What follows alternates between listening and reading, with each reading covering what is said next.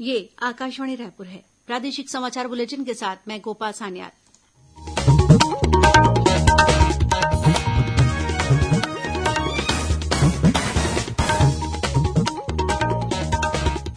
और अब पेश आज के मुख्य समाचार। अंतर्राष्ट्रीय महिला दिवस पर नई दिल्ली में आयोजित वर्चुअल कार्यक्रम में केंद्रीय ग्रामीण विकास मंत्री ने राजनांदगांव जिले की महिला स्व सहायता समूह को राष्ट्रीय सम्मान से सम्मानित किया। महिला दिवस पर रायपुर में हुए राज्य स्तरीय सम्मेलन में मुख्यमंत्री ने उत्कृष्ट कार्य करने वाली महिलाओं को सम्मानित किया। कहा कि नगर निगमों में महिलाओं के लिए बनाए जाएंगे सर्व सुविधायुक्त पिंक रूम।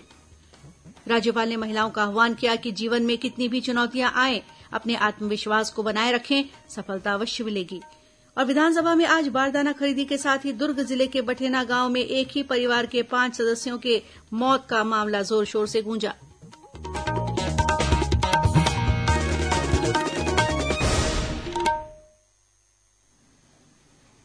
श्रोताओं, कोरोना महामारी के खिलाफ देश एकजुट होकर लड़ रहा है। आप भी हमारे साथ सुरक्षा और बचाव के 3 आसान एहतियाती उपायों का संकल्प लें। कोविड-19 से बचाव और सुरक्षित रहने के 3 उपाय। मास्क लगाएं, 2 गज दूरी है जरूरी, सुरक्षित दूरी रखें, हाथ और मुंह साफ रखें।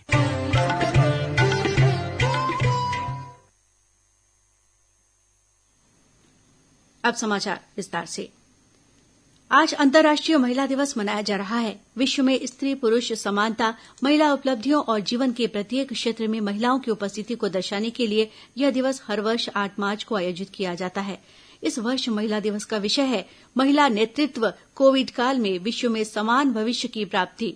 इस मौके पर प्रधानमंत्री नरेंद्र मोदी ने कहा है कि महिलाएं देश को आत्मनिर्भर बनाने की दिशा में अग्रणी भूमिका निभा रही हैं। अंतर्राष्ट्रीय महिला दिवस पर श्री मोदी ने लोगों से महिलाओं की उद्यमिता को बढ़ावा देने का आग्रह किया।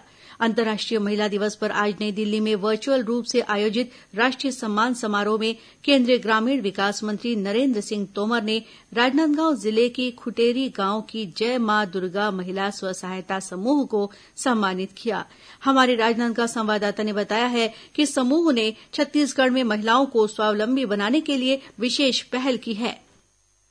राजनांदगांव जिले के ग्राम खुटेरी के जय मां दुर्गा महिला स्व सहायता समूह को कुपोषण के विरुद्ध प्रभावी काम करने के लिए राष्ट्रीय स्तर पर सम्मानित किया गया। यह समूह 14 महिलाओं का है जो वर्ष 2014 से सुपोषण, स्वच्छता, गरीब कन्याओं के विवाह समेत कई क्षेत्रों में सक्रिय भागीदारी निभा रहा। विश्व महिला दिवस के अवसर पर दिल्ली में आयोजित वर्चुअल कार्यक्रम में समूह की अध्यक्ष उमा साहू व लोकेश्वरी साहू ने केंद्रीय पंचायत राज्य मंत्री के हाथों यह सम्मान स्वीकार किया। यह सम्मान श्रेष्ठ गतिविधियों के लिए इस समूह को प्रदान किया गया। राजनांदगांव से आकाशवाणी के लिए मिथिलेश देवांगन। अंतर्राष्ट्रीय महिला दिवस पर रायपुर में पत्र सूचना कार्यालय पीआईबी और प्रादेशिक लोक संपर्क कार्यालय के संयुक्त तत्वावधान में महिला सशक्तिकरण विषय पर एक वेबिनार का आयोजन किया गया।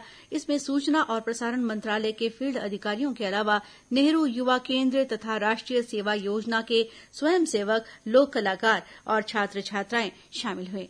इधर छत्तीसगढ़ में भी अंतर्राष्ट्रीय महिला दिवस के अवसर पर विभिन्न कार्यक्रम आयोजित किए जा रहे हैं। राजधानी रायपुर के इंडोर स्टेडियम में महिला और बाल विकास विभाग द्वारा आयोजित राज्य स्तरीय महिला सम्मेलन में मुख्यमंत्री भूपेश बघेल ने विभिन्न क्षेत्रों में उत्कृष्ट कार्य करने वाली महिलाओं को सम्मानित किया। इस मौके पर मुख्यमंत्री ने बताया कि राज्य के सभी नगर निगमों में महिलाओं के लिए सर्व सुविधायुक्त पिंक रूम बनाए जाएंगे, जहां महिलाएं अपने बच्चों की सहेज संभाल के साथ ही उन्हें दुग्धपान भी करा सकेंगी। मुख्यमंत्री ने कहा कि 112 डायल सुविधा के अलावा अब महिलाओं के लिए अलग से हेल्पलाइन नंबर जारी किया जाएगा ताकि पुलिस और अधिक तत्परता से कार्रवाई कर सके। इसके अलावा मुख्यमंत्री ने रायपुर के पंडित दीनदयाल उपाध्याय ऑडिटोरियम में छत्तीसगढ़ पुलिस द्वारा आयोजित अभिव्यक्ति कार्यक्रम में महिला हस्तियों को सम्मानित किया। अंतर्राष्ट्रीय महिला दिवस के अवसर पर राज्यपाल अनुसुईया उइके भी आज विभिन्न संस्थाओं द्वारा आयोजित कार्यक्रमों में शामिल हुई। रायपुर प्रेस क्लब द्वारा नारी शक्ति की समाज में भूमिका विषय पर आयोजित परिचर्चा कार्यक्रम को संबोधित करते हुए राज्यपाल ने महिलाओं का आह्वान किया कि जीवन में कितनी भी चुनौतियां आए, अपने आत्मविश्वास को बनाए रखें, हौसला बनाए रखें, सफलता अवश्य मिलेगी। इस मौके पर राज्यपाल ने उत्कृष्ट कार्य करने वाली महिलाओं को सम्मानित किया। इसके अलावा राज्यपाल ने रावतपुरा सरकार विश्वविद्यालय मंत्रालय द्वारा आयोजित समारोह में भी विभिन्न क्षेत्रों में उपलब्धियां हासिल करने वाली महिलाओं को सम्मानित किया। कार्यक्रम को संबोधित करते हुए उन्होंने कहा कि महिलाएं अपनी ताकत पहचानें और उसका उपयोग समाज और देशहित में करें। उधर राजनांदगांव में विमेन्स स्कूटर रैली निकाली गई। रैली में शामिल महिलाओं ने नारी स्वाभिमान और महिला सशक्तिकरण के लिए प्रभावी संदेश दिया। वहीं बलरामपुर में पुलिस विभाग के अधिकारियों और कर्मचारियों ने हेलमेट बाइक रैली निकाली। इधर कोरिया, मुंगेली और कबीरधाम में भी पुलिस विभाग द्वारा सम्मान समारोह का आयोजन कर विभाग में पदस्थ सभी महिला अधिकारियों और कर्मचारियों को सम्मानित किया गया। उधर कोंडागांव में महिला पुलिस अधिकारियों की टीम माओवाद प्रभावित गांव मटवाल पुंगारपाल पहुंची और ग्रामीण महिलाओं से बातचीत कर उनकी समस्याओं को जानने का प्रयास किया। इस दौरान महिला अधिकारियों ने ग्रामीण महिलाओं को कानून में उन्हें दिए गए अधिकारों की जानकारी भी दी। देश में अब तक 2 करोड़ 9 लाख लोगों का टीकाकरण किया जा चुका है। इधर छत्तीसगढ़ में भी कोविड टीकाकरण जोर शोर से जारी है। दुर्ग में सीमा सुरक्षा बल बीएसएफ के महानिरीक्षक एसके त्यागी ने भी आज टीकाकरण सेंटर जाकर कोविड वैक्सीन का दूसरा डोज लिया। इस मौके पर उन्होंने बताया कि छत्तीसगढ़ में बीएसएफ के करीब 10,000 जवान तैनात हैं। इनमें से 70% का टीकाकरण हो चुका है। बाकी जवानों को भी जल्द ही कोविड वैक्सीन की खुराक दे दी जाएगी। टोटल जो है हमारा 10,000 की नफरी है जिनका टीकाकरण होना है। उसमें 7,600 का लग चुका है और बाकी का हम आने वाले समय में उसको जल्दी लक्ष्य प्राप्त करेंगे ताकि 100% नफरी का टीकाकरण हो सके। इस बीच प्रदेश के स्वास्थ्य मंत्री टीएस सिंहदेव और राजस्व मंत्री जयसिंह अग्रवाल की कोरोना जांच रिपोर्ट पॉजिटिव आई है। श्री सिंहदेव ने बताया कि वे अभी ठीक हैं और उन्हें हल्की सर्दी खांसी के लक्षण हैं। उन्होंने हाल ही में उनके संपर्क में आने वाले लोगों से आग्रह किया है कि वे किसी भी तरह के संक्रमण के लक्षण दिखने पर तुरंत जांच करवाएं। प्रादेशिक समाचार आप आकाशवाणी रायपुर से सुन रहे हैं और अब आगे बढ़ते हैं बाकी के समाचारों की ओर। छत्तीसगढ़ विधानसभा में आज विपक्षी सदस्यों ने बारदाना खरीदी के मामले को जोर शोर से उठाया। नेता प्रतिपक्ष धरमलाल कौशिक और भाजपा विधायक रजनीश सिंह ने प्रश्नकाल में यह मामला उठाया।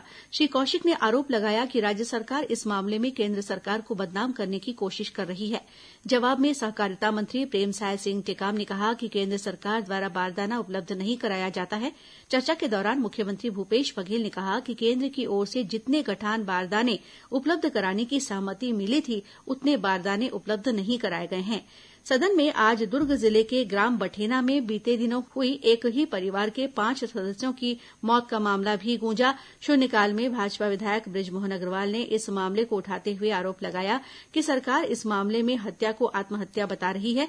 उन्होंने विधानसभा अध्यक्ष से काम रोको प्रस्ताव के जरिये इस मुद्दे पर सदन में चर्चा कराने की मांग की। इस पर अध्यक्ष ने सदस्यों से सदन की नियम परंपराओं का पालन करने को कहा। अध्यक्ष की व्यवस्था से असंतुष्ट होकर विपक्ष के सदस्यों ने सदन की कार्यवाही का बहिष्कार कर दिया। बाद में गृह मंत्री ताम्रध्वज साहू ने सदन में घटना की जानकारी देते हुए बताया कि मृतक पिता पुत्र की संक्षिप्त पोस्टमार्टम रिपोर्ट के आधार पर यह घटना आत्महत्या मालूम होती है। इससे पहले गृह मंत्री ताम्रध्वज साहू ने आज सुबह दुर्ग जिले के ग्राम बठेना पहुंचकर इस घटना का जायजा लिया और वरिष्ठ अधिकारियों को गंभीरता से घटना की जांच करने के निर्देश दिए। वहीं आज शाम को पूर्व मुख्यमंत्री डॉक्टर रमन सिंह और नेता प्रतिपक्ष धरमलाल कौशिक के नेतृत्व में भाजपा विधायकों और वरिष्ठ नेताओं की एक टीम घटनास्थल पर पहुंची और पीड़ित परिवार के सदस्यों से बातचीत कर घटना की जानकारी ली।